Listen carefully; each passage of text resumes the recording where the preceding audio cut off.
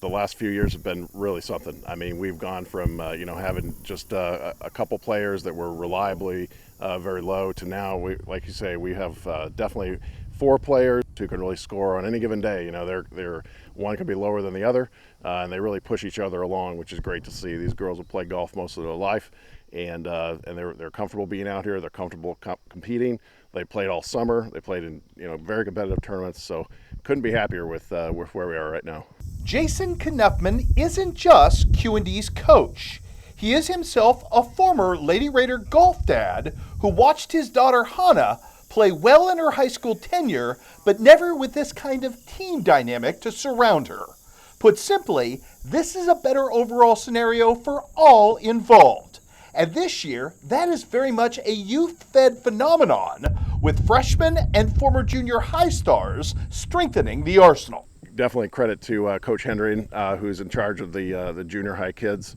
My children have benefited from that personally, so I can tell you that it's a real fire. And even at that age, they are as competitive as you can imagine. I think the other day we had to have a playoff basically to see who would get to go to postseason for junior high. So that's a historic event, I'd say, in Quincy for junior high girls golf. Pretty neat to see. You don't get many Nancys and Natalies right out of the gate as freshmen. What have they meant to the energy of this program? Oh, I mean, they really bring a lot of experience. Like I say, they're all very compact with their sweet spot contact, their golf ball. They've swung a club for many years, and so reliably they're scoring very low and consistent. So I think they will push the older girls to practice and get better and to improve their own game. So yeah, they don't come along often, but we're happy that they're all together now.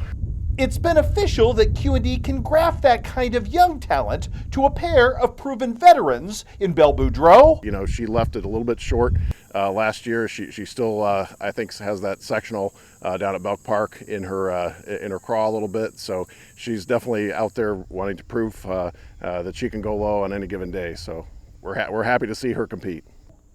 And Meredith Eversman. Meredith is very consistent. Again, she can go low. She can birdie a bunch of holes in a row, as we talked about before.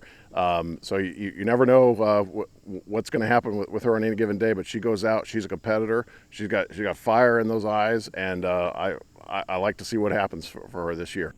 A big four now that changes the way Q&D can approach postseason goals. We haven't been in this position before. We have four players who can all shoot in the low mid 80s potentially, and it's just going to be a matter of continuing as the season goes on to lower those strokes, to take off those goofy little strokes that creep up on us.